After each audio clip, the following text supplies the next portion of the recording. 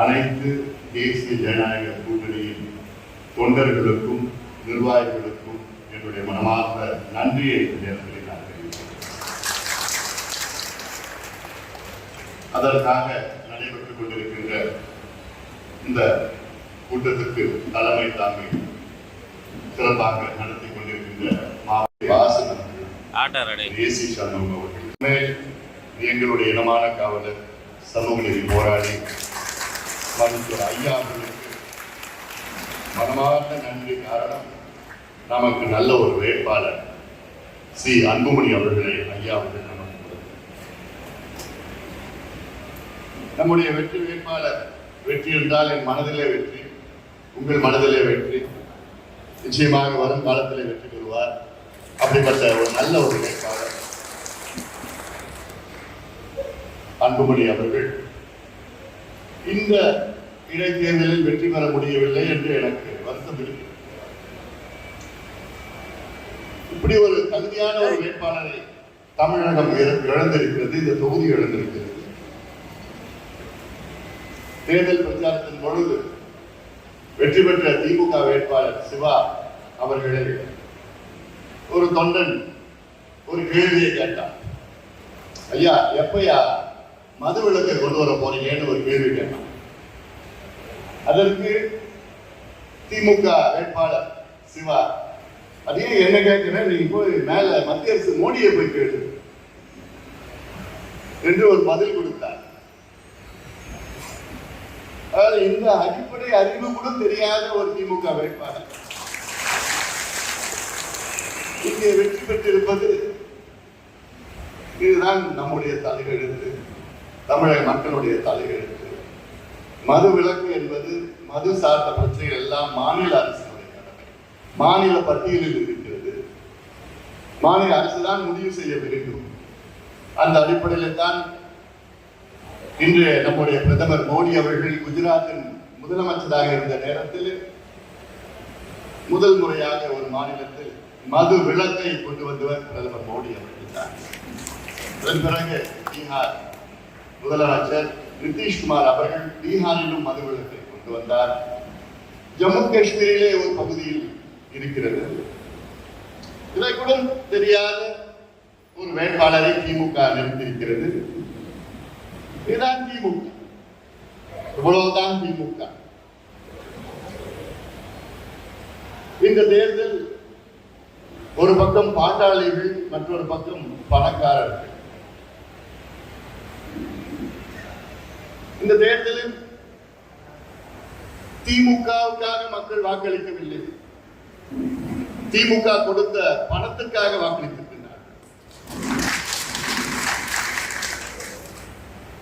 திமுக பணம் மட்டும் கொடுக்கவில்லை என்றால் இந்த தேர்தல் நியாயமாக நடந்திருந்தால் திமுக டெபாசிட்டை இழந்தது. இது எல்லாருக்கும் தெரிந்த உண்மைதான். டெபாசிட்டை இழந்தது. ஆர்கே நகர் சட்டமன்ற இடைத்தேர்தலில் அப்பொழுது எதிர்கட்சி திமுக அந்த சட்டமன்ற இடைத்தேர்தலில் பெற்ற வாக்குகள் 27,000. டெபாசிட்டை இழந்த திமுக அந்த எதிர்கட்சி. அதே போன்று கடந்த ஆண்டு ஈரோட்டில் நடந்த இடைத்தேர்தல், அப்பொழுது அதிமுக எதிர்கட்சி 43,000 வாக்குகளை பெற்றது அதிமுக. ஆனால் நாம் ஆளும் கட்சியாம் இல்லை, எதிர்கட்சியாம் இல்லை. ஆனால் கடுமையாக உழைத்து நாம் பெற்ற வாக்குகள் 56,300 வாக்குகள்.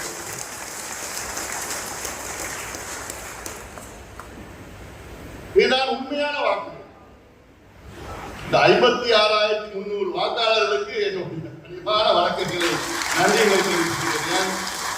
எவ்வளவு பணபலத்தை, அதிகார பலத்தை மீறி நமக்கு வாக்களித்திருக்கின்றார்கள் என்றால் உண்மையிலே நமக்கு அவர்களுக்கு தொடர்ந்து நன்றி சொல்ல வேண்டும்.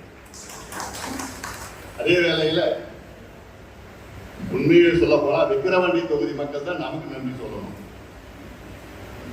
ஒவ்வொரு ஓட்டுக்கும் 10,000 ரூபாய் அவங்களுக்கு கிடைச்சது. நம்மால ஏன்னா நம்ம ஏதோ வந்தோமா, ஏதோ தேர்தலில் போட்டிட்டோமா, ஏதோ போனோமா, சுத்தி வந்தோமா போனோமான்னு கிடையாது.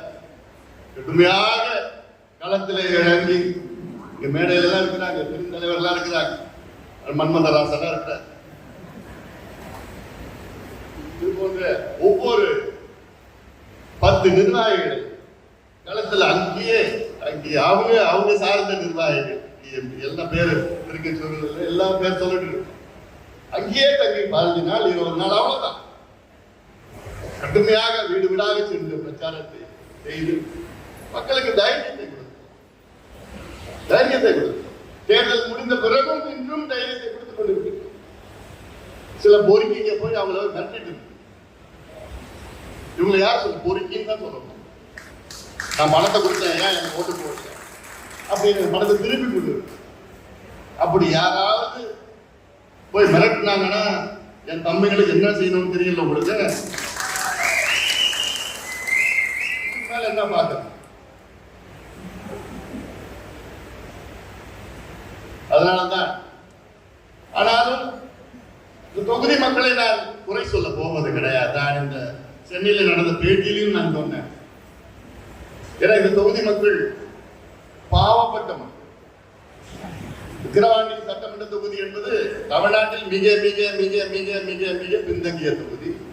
இந்த மாவட்டம் மிக மிக மிக மிக பின்தங்கிய மாவட்டம், குடிசைகள் நிறைந்த மாவட்டம், கல்வி இல்லாத மாவட்டம், வேலை வாய்ப்பு முற்றிலும் இல்லாத மாவட்டம், தொழிற்சாலைன்னு எதுவும் கிடையாது. தனிநபர் வருமானம் தமிழ்நாட்டில் மிக குறைவு. ஹியூமன் டெவலப்மெண்ட் இண்டிசஸ் அதுல எல்லாம் பார்த்தா கடைசியில இருக்கு. ஆனா ஒண்ணுத்துல மட்டும்தான் முதல்ல இருக்கு. டாஸ்மாக் விற்பனை, மது விற்பனை செய்கின்ற முதல் இடத்தில் இருக்கிற விழுப்புரம் மாவட்டம், கள்ளச்சாராயம் ஆறாக ஓடுகின்ற மாவட்டம், கஞ்சா தெருவாக இருக்கின்ற மாவட்டம். இதுதான் இந்த மாவட்டம். இந்த மாவட்டத்துல மக்களை நான் தப்பு சொல்ல மாட்டேன்.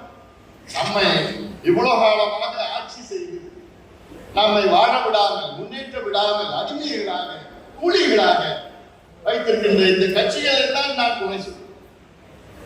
அவருடைய நிலை இப்படித்தான் இருக்கிறது. திமுகவுடைய நிலைப்பாடு என்ன? இந்த மக்கள் படிக்க கூடாது, வேலைக்கு போக கூடாது, குடிக்கணும், குடிசையில் இருக்கணும், கூலி வேலை செய்யணும், ரோடு போடணும், விவசாயம் பண்ணணும், புத்தனார் வேலை செய்யணும், இந்த வேலை தான் செய்யணும். படிச்சாங்கன்னா அவங்க ஓடு போட மாட்டாங்க, கௌரவமாக. அந்த இடத்துலதான் திமுக உடைய டிஎன்ஏ அதுதான். திமுகவுடைய டிஎன்ஏ என்ன? இதுதான். மக்களை முன்னேற்றக்கூடாது, மேடையில பேசணும், மேடையில பேசிக்கிட்டே இருக்கணும். தேர்தல் வந்ததுன்னா கொள்ளடிச்ச பணத்தை கொடுக்கணும். எல்லாரும் இந்த தேர்தலில் நடந்தது. ஆனாலும் நமக்கு 56,000 வாக்குகள் பெற்று நம்முடைய கௌரவத்தை மீட்டெடுத்த விக்கிரவாண்டி தொகுதி மக்களுக்கு என்னுடைய நன்றிகளை இந்த நேரத்தில் நான் தெரிவிக்கிறேன். சுத்தமான வாக்குகள் நாம் பெற்றோம். சுத்தமான தூய்மையான வாக்குகள், உண்மையான வாக்குகள், நேர்மையான வாக்குகளை நாம் பெற்றிருக்கிறோம். இந்த வாக்குகள் வருகின்ற தேர்தலுக்கு ஒரு அடித்தளமாக மக்கள், மற்ற தொகுதியில் உள்ள மக்களுக்கு, நிர்வாகிகளுக்கும் ஒரு தைரியம் கொடுக்கின்ற வாக்குகள். இவ்வளவு பணபலம் திமுகவில் பாத்தீங்கன்னா 34 அமைச்சர்கள் இருக்கிறார். அந்த 34 அமைச்சர்கள் 25 அமைச்சர்கள் அந்த கிராமத்துல தங்கிட்டு இருந்தாங்க. 8 அமைச்சர்கள் வந்துட்டு போயிட்டு இருந்தாங்க. 33 அமைச்சர்கள் களப்பணியாற்றினார்கள் திமுகவில். 125 எம்எல்ஏக்கள் இங்கேயே தங்கிட்டு இருந்தாங்க. சட்டமன்றம் 4 நாளுக்கு, அதுக்கப்புறம் எல்லாம் இங்கே வந்து தங்கிட்டாங்க. 30க்கும் மேற்பட்ட நாடாளுமன்ற உறுப்பினர்கள், மாவட்ட பெருந்தலைவர்கள், ஒன்றிய பெருந்தலைவர்கள், ஒன்றிய கவுன்சிலர்கள் எல்லாம் வந்து பாத்தீங்கன்னா எல்லா சாயங்காலம் வந்து பார்த்தா கார் நானும் சுற்றி வந்து பார்த்து என்னடா பண்றாங்க. ஒரு வீட்லயும் ஓட்டு கேட்கல. ஆனா கார் பார்த்தா 15-20 கார், ஒரு நல்ல கலர் கார், ஃபார்ச்சுனர் தான் எல்லாம், என்னவோ ஃபார்ச்சுனர் கிறிஸ்டா 15 கார் இந்த சந்தில் நிற்குது. எதுக்குடா? திமுக என்னடா பண்றாங்க? சும்மா உட்கார்ந்து அவனுடைய வேலை என்ன? அவன் வந்து காலையில் வந்து உள்ளே நகல் இருக்கணும், மத்தியானம் போய் ஒரு பாட்டு போடணும், ராத்திரி பிரியாணி தூங்கிட்டு அடுத்த நாள் காலையில் வந்து கார் வந்து நிறுத்தினான். இதுதான் இவங்களோட தேர்தல் பிரச்சாரம். ஆனா நம்ம இங்க இருக்கின்ற தம்பிகள், அண்ணன்கள், சகோதரிகள்லாம் விடுவிடா தெரு தெருவா போய் வீட்டுல போய் ஓட்டு போடுகிற ஒரு மான மரியாதை காப்பாற்றி ஓட்டு போடு. அதனால்தான் இவ்வளவு வாக்குகளை நாம் இதன் முன்பு நடந்த இடைத்தேர்தல் எல்லாம் ஆண்ட கட்சி ஆளுங்கட்சி எதிர்கட்சி எல்லாமே பெறாத வாக்குகளை நாம் பெற்றோம். இந்த தேர்தலில் நாம் பெற்றோம். இன்னொரு செய்தி, கடந்த நாடாளுமன்ற தேர்தல் நடந்து முடிந்த நாடாளுமன்ற தேர்தல் இந்த தொகுதியில் அதிமுக பெற்ற வாக்குகள், இந்த சட்டமன்ற தொகுதியில் பெற்ற வாக்குகள் 66,000.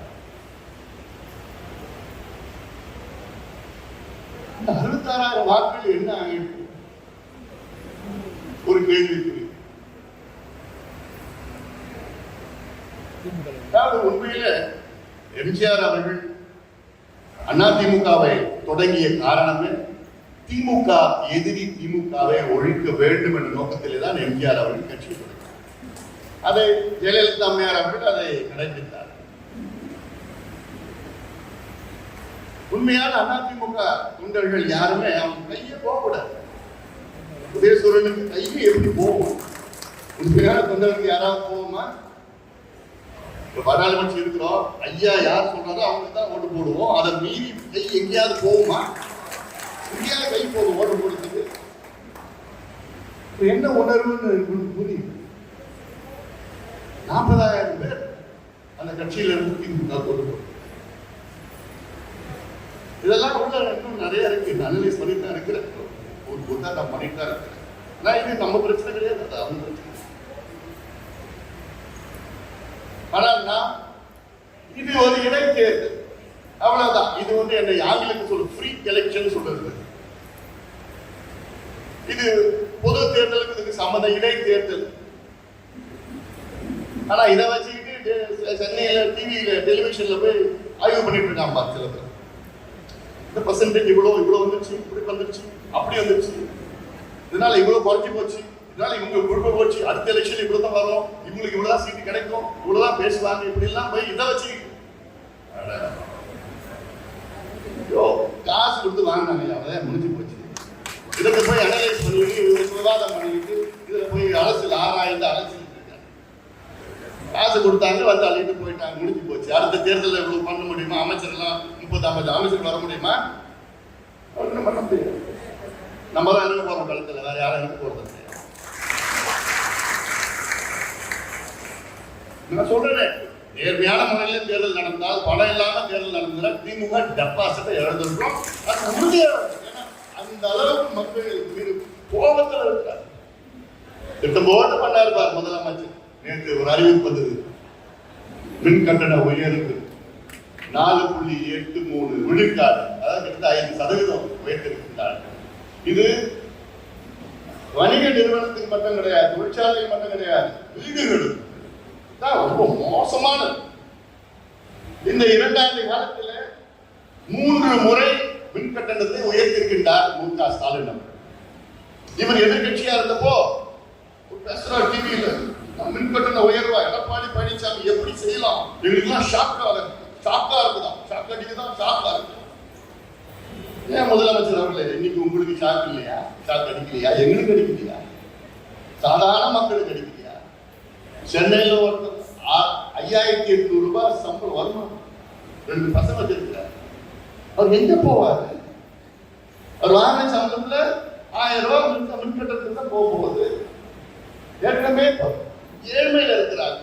கொரோனா பிறகு வாழ்வாதாரம் கிடையாது, வருமானம் கிடையாது, எல்லாம் முடிஞ்சு போச்சு. இப்படி ஒரு ஆட்சி நடைபெற்றுக் கொண்டிருக்கிறது. நான் ஒரு அறிக்கை விட்டேன், கேள்வி கேட்டோம். இப்போ 2 ஆண்டுகள்ல 3 முறை மின் கட்டண உயர்வு. அப்போ பார்த்தா 31,500 கோடி ரூபாய் ஆண்டு வருவாய், கூடுதலான வருவாய் தமிழக அரசு பெற்று இருக்கிறது. இந்த மின் கட்டண உயர்வால் 6,000 கோடி ரூபாய் இந்த ஆண்டு பெற இருக்கிறது. ஆனா என்ன தொடர்ந்து சொல்லிட்டு வராங்க, மின்சாரத்துறை நட்டத்துல போயிருக்கு. அப்ப எப்படிதான் லாபத்துல நீங்க இயங்குவீங்க? ஏன் நட்டத்துல போயிருக்கு? 31,000 கோடி, இப்போ 6,000 கோடினா கிட்டத்தட்ட 37,000 கோடி கூடுதல் வருவாய். எவ்வளவு நட்டம்னா 10,000 கோடி நட்டம் சொன்னானுங்க. இன்னைக்கும் அதே 10,000 கோடி நட்டம் சொல்லிட்டு இருக்கிறாங்க. அப்படின்னா என்னன்னா கொள்ளடிச்சிட்டு இருக்கிறாங்க, கொள்ளடிச்சிட்டு இருக்கிறாங்க. நிர்வாக திறமை கிடையாது. இதெல்லாம் நிச்சயமாக இன்னும் கொஞ்சம் அதிக அளவில் வெளிப்படுத்திருக்கிறோம். நேற்று இப்போ என்ன நம்ம கேட்டோம், இப்போ காவேரி நடுவர் மட்டும் இல்ல, காவேரி ஆணையம் இருக்கு டெல்லியில இருக்கு. அவர் ஒரு தீர்ப்பு கொடுத்தாங்க, என்னன்னா ஒரு நாளைக்கு ஒரு டிஎம்சி தண்ணியை தமிழ்நாடுக்கு கொடுக்கணும்னு சொன்னாங்க. இன்னைக்கு கர்நாடகா அணையில 80 டிஎம்சி தண்ணி இருக்கிறது, நீர்த்தேக்கம் இருக்கிறது. ஒரு நாளைக்கு கர்நாடகாவில் அங்க அணைகள்ல 3 டிஎம்சி தண்ணி வந்துட்டு இருக்கு. அங்க பெரிய மழை தென்மேற்கு பருவம் அப்போ உச்சத்துல இருக்கு, அங்க தண்ணி வந்துட்டு இருக்கு. அந்த அணைகள்லாம் நிரம்பிட்டு இருக்குது. ஆனா நமக்கு வரவு 3 டிஎம்சி, நமக்கு அவங்க கொடுக்கறது 1 டிஎம்சி கொடுக்கணும். அதையும் முடியாது என்று கர்நாடகா முதலமைச்சர் சித்தராமையா தலைமையில் ஒரு கூட்டத்தை கூட்டுறாங்க. அனைத்து கட்சி கூட்டம், எம்எல்ஏக்கள், அனைத்து விவசாய சங்கங்கள் எல்லாமே கூப்பிட்டு நாங்க 8,000 கனஅடி ஒரு வினாடிக்கு தான் நாங்க விடுவோம் சொன்னாங்க. 8,000. அதற்கு நம்ம எல்லாம் ஒரு எதிர்ப்பு, ஒரு கொந்தளிப்பு, எதிர்ப்பு எல்லாம். அதன் பிறகு ஒரு நாடகம் முதலமைச்சர் தலைமையில் ஒரு கூட்டம் நடத்தினாங்க. அப்புறம் அது தீர்மானம் உச்ச நீதிமன்றம் சொல்லுவோம். ஆனா இன்னைக்கு பாத்தீங்கன்னா 16,000 கனஅடி வந்துட்டு இருக்கு.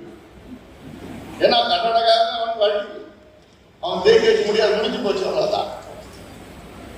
அதுல கபினியில மட்டும் 40,000 கனஅடி தண்ணி வெளியேறுது, கபினி அணையில மட்டும். இன்னும் ஒரு வாரம் 10 நாள்ல நம்ம மேட்டூர் அணை நம்பிவிட்டோம். ஆனா இன்னொரு 6 மாசம் அதை பத்தி நம்ம பேச போறது கிடையாது. இதெல்லாம் எவ்வளவு அநியாயம். 1.5 ஆண்டுகளுக்கு எல்லோரும் கடுமையாக பணியாற்ற வேண்டும். 18